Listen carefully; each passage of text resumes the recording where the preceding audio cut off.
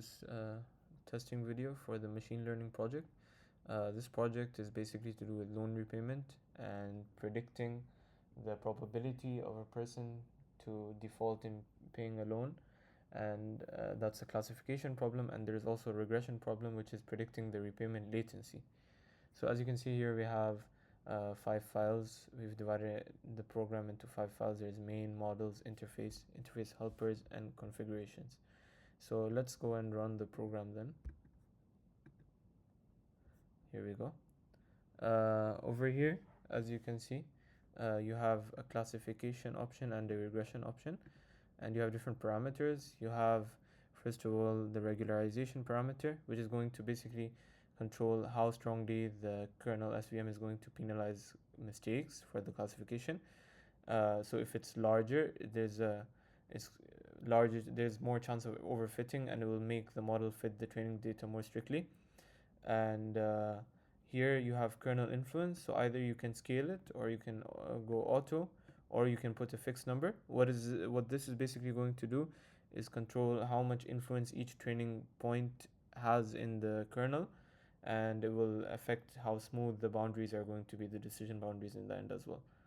And so naturally, if you have a larger regularization parameter, it will mean that point has a greater influence.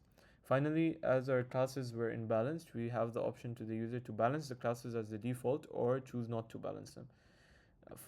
Here you have a random seed as well to be able to reproduce the result, and you have a split size. The split size is to do with basically when certain metrics are given, what part of it is going to be used for the training and what part will be used for the testing. And we have a regression option here.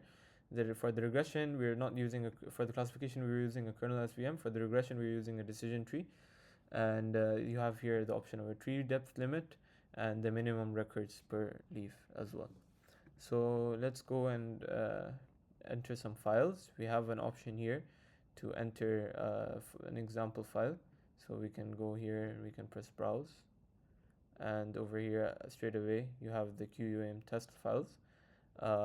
We have different testing files for the purpose of this testing that we've made: small, medium, large, balanced, and so on. So for this one, we will go for the medium. And the difference between the query and the training datasets is essentially that the query datasets do not have the labels, and the training datasets have the labels. And so it's kind of simulating the real world aspect. So let's go with, first of all, the training dataset. We'll put the medium sized one, and we can go ahead and load it. Now for the unlabeled query dataset, for example, we have a bunch of customers now, we have their data. Now we want to, after training on this larger dataset, we're going to take the smaller dataset and we're going to try and query results on it. So we went for medium on that one, so it only makes sense to go for medium again here for the query dataset.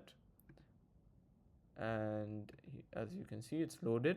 If you do enter an already labeled dataset, that's fine, but and if you don't enter a query dataset as well, it will just automatically take the training one. However, to simulate the real life application, you would have an unlabeled dataset for the query. So over here now we've uploaded both of our files. Classification, here we have some parameters. We'll leave them as they are for now, and we can train the model. And now as soon as we train the model, based on the evaluation split size we have here, we have certain metrics already we have done through validation: accuracy, precision, recall, and F1 score.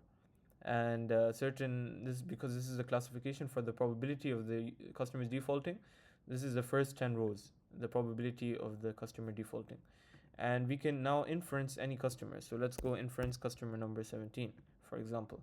17 has a very low chance of defaulting. Actually, that's 0.0087 probability. Because most customers are likely to be non-delinquent and not default on their loans, we have an option for the institution to go ahead and straight away locate all the predicted delinquencies. So over here in this data set, we have 3 customers which are predicted. To be predicted to have a delinquency essentially will mean that the probability is larger than 0.5. So as you can see, we have these 3 customers that are predicted right now. Now let's go ahead and practice the regression one. Let's test it out. For regression, again, we have some parameters here. We can change it around. We'll keep a tree depth limit of 4 on this occasion.